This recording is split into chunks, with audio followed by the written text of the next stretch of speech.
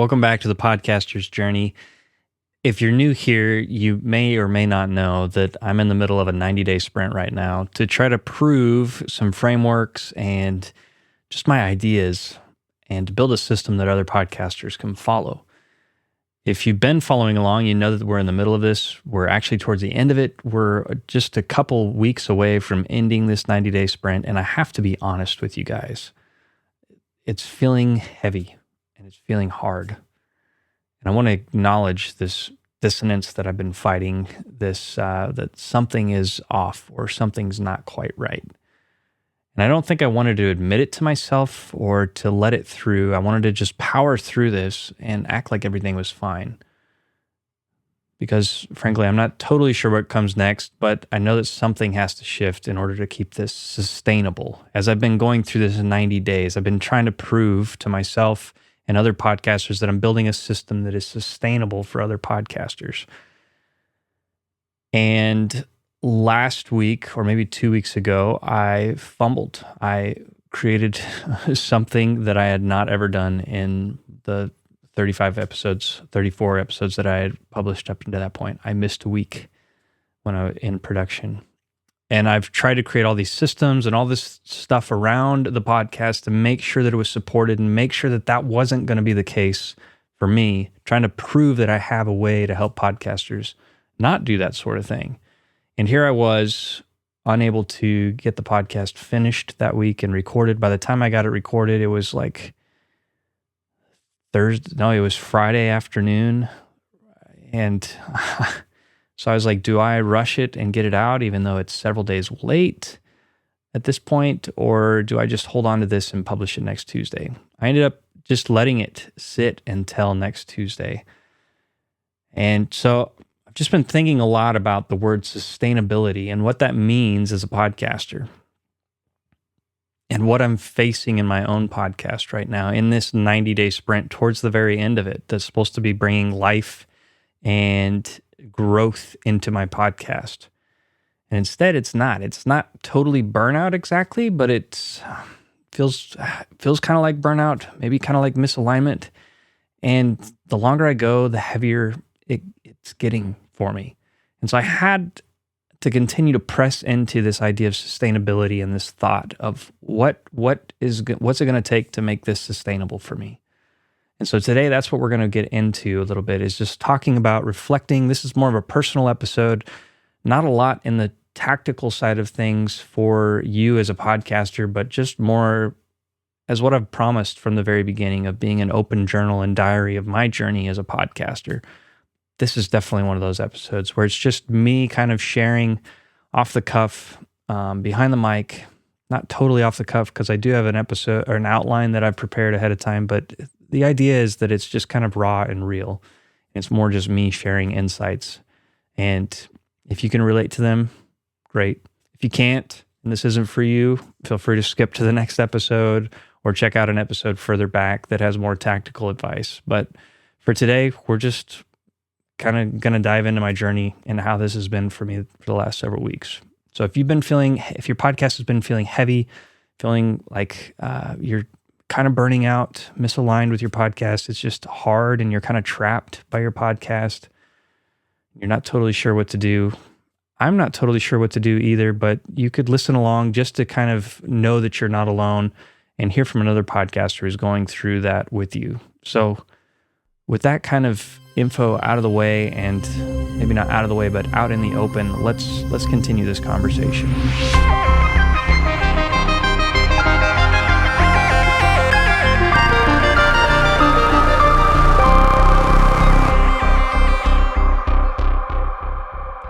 So let's start with the plan that I had when I started this season. When I kicked off this season, I had a vision for doing a 90-day sprint, and this came from this idea that I needed to create a case study. I needed to put my theories to the test to see if they could actually work, if they were sustainable, and if they would actually help a podcaster grow. I had a lot of ideas and a lot of marketing tactics and techniques that I picked up from several business books, all great information, but I didn't have a proven method of how this was going to work in the real world. And so that was kind of what this 90-day sprint was all about, just proving grounds for my theories and building this case study that I could present to other podcasters and say, see, this is what I've done for myself. Let's do it with your podcast as well. And I also had this idea when I started, this ideology of rinse and repeat as long as I needed to, for as long as as many seasons as I needed to. I was going to finish season 2 of this 90-day sprint. And if I wasn't where I wanted to be with my growth and with my business, I was going to rinse and repeat it and start over and do another season 3, season 4, do the exact same thing. Change up maybe the topics in the 90-day sprint of what I'm actually talking about in my podcast, but continuing to work on that system in 90-day sprint seasons until I got to where I wanted to be. And so I've done the 90-day sprint long enough now to be towards the end of it, and I think I've gotten a lot of good knowledge and information out of it. And one of those things being that this just isn't working for me. That's one thing that I've learned. And I believe that it'll serve. I believe the knowledge that I've learned from this is going to serve a purpose in the future. I don't totally see where that's at right now, how that's going to work, but it's going to serve a place in the future. Part of what I wanted to do with this is that I wanted to build this business model publicly so that other podcasters who are trying to do the same thing would have a path that they can follow. And I think that I achieved that in this 90 days. There's definitely helpful things in there and things that podcasters can take away. And I think this episode will be that one of those episodes as well, even though it's more, it's not so in the details and practical as far as tactics go. But I think there's going to be gems here for podcasters as well. And my hope when I started, a quote from it was, my hope over the next 90 days, I'll have proof that this method works and that I can stick with it and that it leads somewhere meaningful. That was a quote from episode 26, I believe. I went back to the transcript and found that. And do I have proof that this method works? No, I don't. So in that sense, the case study failed to create a system that podcasters could follow. I think there's still benefit in the 90-day sprint and in the system that I was trying to build, but I don't think it's the system that I needed to land on. And that's okay. I'm hoping that it leads somewhere meaningful. That was the last part of the quote. And I believe that it has led somewhere meaningful for me. And we're going to get to that more as we go along. But here's a couple more quotes from episode 27. This isn't about trying to go viral. It's about building the habit, building the muscle, and trusting that the reps will reveal the path. And I would say that this 90 days has been successful in that light as well, where like I've put in the effort, I've put in the reps, and I've grown tremendously over the last 10 or 11 episodes. It's been heavy, it's been hard, but there's still been this bright spot of growth and learning what maybe doesn't work so well. So my hypothesis then was that if I publish consistently, I'll find traction, clarity, and momentum. And I believe that I have. I'm not sure about the traction, but I feel like clarity, like things are becoming more clear. Maybe the momentum isn't there yet, but so 1 out of 3, I'll take it. I'm still moving forward and I'm still getting to where I want to go. So let's talk about the gap where my plan for what I was planning for all of this and where it actually met reality. Let's talk about what worked but came at a cost for me. What worked really well for me was that I was able to keep the schedule up except for that 1 week that I mentioned in the intro. I was able to continue to grind and push this out, but it came at a cost. It took a lot of energy. I found myself avoiding the podcast, procrastinating when it came to writing the outline, when it came to actually hitting the record button. And so I had to start thinking about it and think about why was I avoiding it, and feeling like I needed to learn. One part of why I felt like I was avoiding it was this idea that I felt like I needed to learn more about the podcasting space before I could truly provide value to the larger community of podcasting. And so I think that was one reason that I was feeling like I was avoiding it.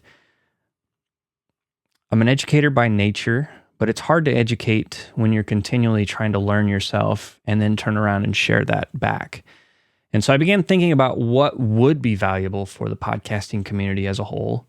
And that led me to the idea for season 3, but I'm not going to get into that just yet. That's going to come a little bit later on. That's going to be towards the end of the episode. But through all this of what worked but came at a cost to me, it provided me that clarity to really think about things and think about, reimagine what this podcast could look like that makes sense for me and that builds value for the community at large. And that's what I'm trying to do, is provide value, not just to be a noisy, another podcast, just creating episodes for the sake of content. We've talked about this on this podcast. And so it's been nice to be able to reflect on this and figure out, what is it going to take to not be heavy for me, to be sustainable, but also provide value and not just be noise. So I also want to talk about when this plan met reality, what didn't land like I thought it would. Obviously, I thought I would be in a different spot by now towards the end of the 90 days. I thought that one thing is that I thought the Cohort launch was going to go really well, that I was going to figure out how to monetize this podcast within this season. I didn't think I was going to go gangbusters or break the bank by any means in this season, but I thought for sure I'd get 1 or 2 paying customers. And what else? Another reason that it started promising is my email campaigns. I crafted this email campaign to pitch the Cohort, and I built a landing page and all this sales copy to go with it, and continue to publish my podcast episodes. And the open rate for the emails was kind of par for course and kind of average for an email campaign. The first two emails I sent out for the campaign had an open rate of 23% and 27%. And so I was like, hey, this is great. Overall, the open rate for the whole campaign of 15 emails was around 14.5%. So that's a little below where we'd want it to be. But the list of emails, I only had about 44 emails to be emailing this out to, this idea. And so the launch started really promising, but it didn't pan out. Nobody signed up, and which is not woe is me. It's not bummer. It's data for me to learn from. But I thought this sprint would energize me. I thought it would bring life into this venture, into the business, into the podcast. And instead, it's brought lack of motivation. It's brought me kind of avoiding working on the podcast and working on the business. So I've had to think about why I'm struggling to move this forward.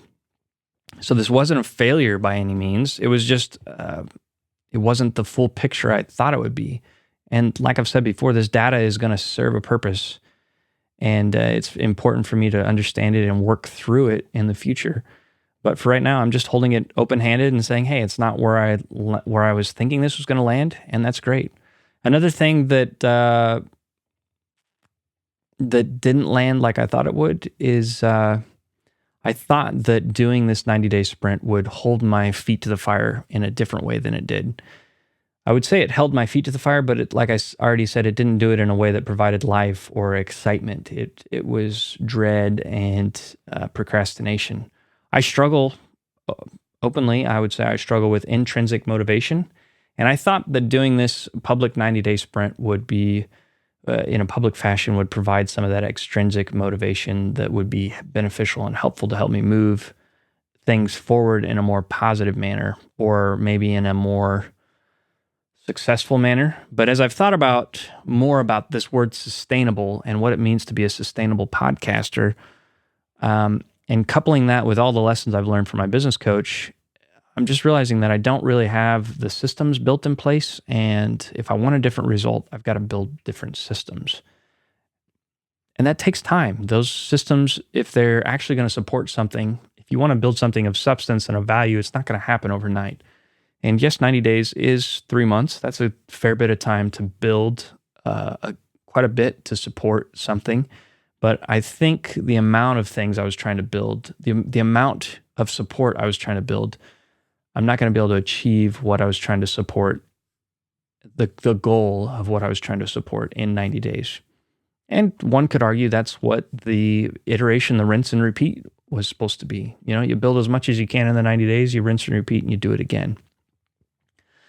But I started to realize pretty, more recently as I've been thinking about podcasting and sustainability, that it just brought up a lot of questions for me. How is this sustainable? Is it sustainable? And so I want to talk about when did I first start questioning the plan of this 90 days. And it was probably at the first sign of no one signing up for the cohort. It started to make me feel like, well, are my tactics working? Where is the hole in the funnel? And I originally planned to just teach the cohort even to an empty room, even if nobody signed up, just for practice with that. But I got cold feet, I think, as I saw the email campaign falter. And so as an analyst, somebody could look at that and say, well, that's your problem, Caleb. You need to follow through with your plan. And maybe there's merit to that. But as I saw the campaign falter and nobody sign up, I thought maybe I need to focus on lead generation. Maybe that's where my problem is. And so I jumped into that kind of full on and was like, all right, well, we need to build some lead generators and get more people in the funnel, because 44 people is not enough people to email about this cohort. If we had more people, then potentially we would have a better outcome. And thinking about all these leads made me pause and start to work on lead generation tactics, like I already said. And I started to think about how much work this was and how much I was enjoying it. When you're thinking about sustainability, I think enjoying your work has to go hand in hand somehow. At the end of the day, yes, there's going to be work that has to be done, and not everything is going to be something that you're enjoying doing. But I think for a project like this, and for building, if you're going to use a podcast as a content, as not just content, but a trust building machine or a tool in your tool belt that's going to build trust for your business, this is a lot of work, and it better be something that provides enjoyment and brings life to your life. If it's just a drudgery, it's not going to be sustainable. And at the same time, I was also thinking that, like I said before, about learning every week and trying to provide value for the community, the podcasting community. And I began to think that maybe if I had more value to provide, it would shine through, and maybe I needed to find a way to provide more value sustainably to the community. So with those two thoughts of what does it take to make this enjoyable, and how do I provide more actionable value to the community, what clearly came through made me start looking for areas that brought enjoyment and things that I didn't dread. What clearly came through for me is the clarity calls. So I've had that posted. I mean, before I was pitching the cohort, I had a link where podcasters could jump on a free call with me for 25 minutes and we'd talk through your podcast. I've mentioned this before in podcast episodes. Through the cohort, I deemed it or named it the clarity call, because I'm trying to help podcasters gain clarity through the call. And I started to think about those calls. Those calls were fun. Those calls bring life into my life. I get off the call and I'm energized, I'm excited, and I'm ready to go tackle some other project. And I thought to myself, what if these calls could be captured into the podcast and made a part of the podcast? I feel like the things that we're working through in the calls could be beneficial to other podcasters, for sure. And so that sparked an idea of, well, maybe I need to pivot. Maybe I need to look at doing this podcast another way. And I want to iterate right here that I'm still committed to doing 100 episodes. I'm not quitting the podcast by any means. That's not where this is all leading. This podcast isn't going away. The mission stays, but the format is probably going to shift. I'm still figuring that part out. I have a good idea of what that's going to look like, and I'm going to talk about that in just a minute. But I'm still committed to better understanding the podcasting space and providing tools and frameworks for podcasters to be more sustainable. And so what was so beneficial for me in the midst of all this was that I'd accidentally made this promise publicly to finish 100 episodes. And why I think that is important is it provides me a reason to stick with this, even though it's hard right now and it's not going the way that I want it to. It gives me a flag in the sand to say, no, this is where we're going to land. This is where we're going. I don't exactly know how we're going to get there or what it's going to look like, but I'm not quitting until we get to 100 episodes. And the reason that number matters is not because it was just an arbitrary number I picked at random. The research that I had done before I started this podcast, and as I've continued to research in the podcast space, is that this number is it's kind of the number that a lot of research points to as where podcasting becomes sustainable, or quote unquote, you've made it. Now, whether you've made that financially or what that exactly means, I think it means more, not necessarily that you made it financially, but more so for a majority of podcasters, you've hit your stride, you understand your workflow, it is sustainable. You've gotten to a place where you're able to continue to produce episodes. I know there's a drop off after 100 episodes, but if you've been able to stick with it for 100 episodes, you have probably found some sort of benefit for yourself, for your community, and you're going to continue to either produce, or you've done it enough and you're ready to set it aside and know that you've given your podcast your best shot and you've gotten what you need to out of it.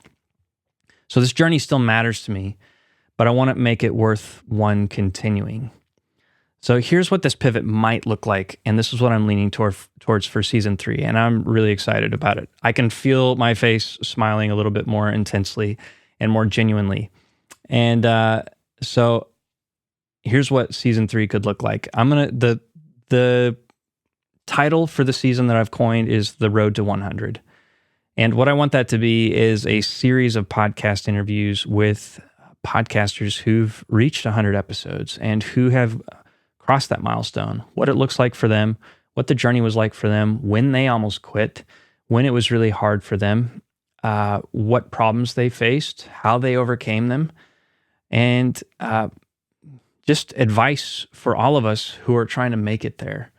That's going to be so much more valuable, I think, as a learning tool for myself and for everybody else in the community. It's going to fit more into the clarity call kind of feel, I believe, where we're talking about podcasting, but it's not just me creating in a vacuum. It's actually using the community. And instead of grinding solo, I'm working with the community to build something for the community, a resource, an open diary. I'll probably still do some solo episodes every once in a while. I still have in my mind to do, every 10 episodes, kind of a check-in. I don't know if I'll continue. I might do every 25 episodes. But we'll see how that plays out. I don't know. And I don't know how many episodes are going to be in season 3 or how many people to interview for this. I would love to interview at least 50 podcasters and understand their story. I think that would be invaluable, not only for myself, but for everybody else. And just focusing on the learning instead of focusing on trying to figure out what I'm going to talk about this week on my podcast to share with you about podcasting. I think it's going to be so much easier. I feel like it would be creating the content on easy mode, quote unquote, to just have a conversation and record that and share that with the community. And I think it's going to be, frankly, more valuable for the stage that I'm at right now with podcasting, for the amount of things that I know.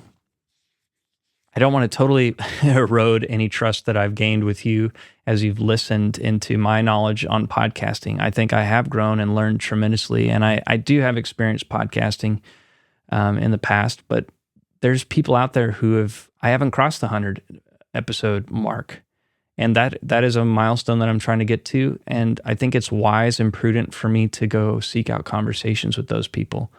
And I think it would be generous and valuable to share those conversations with other people. So that's where I'm coming from with that shift. And so a question for you as we're starting to land the plane on this episode is, what have you learned this quarter? Is it time for a pivot, or are you still on track with your podcast? If you've been doing this 90-day sprint with me, if you've been taking it week by week in your podcast.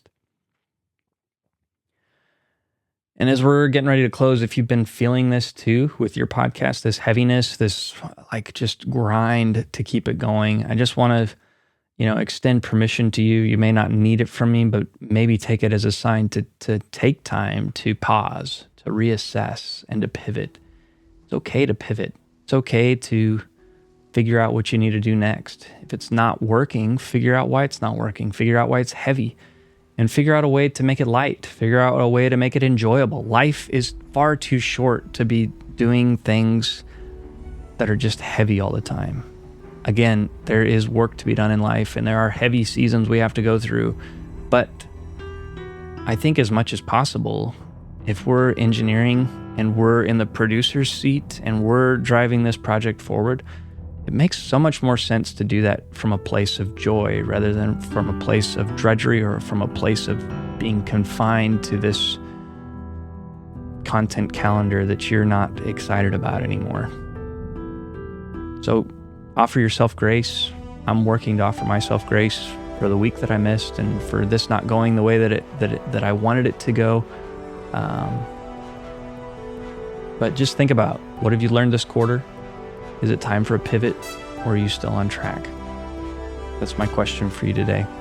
The call to action for today is if you want to journey with other authentic podcasters who are trying to figure it out and trying to be sustainable, then I invite you to check out the link down below to go and join my private Facebook group where there's other podcasters there. Try to post weekly for sure. Information and just questions, conversation starters where we can all just share and learn together. So if that sounds like something that would be beneficial for you, I would love to have you be a part of the community. Please follow that link, and I'd love to welcome you to the group.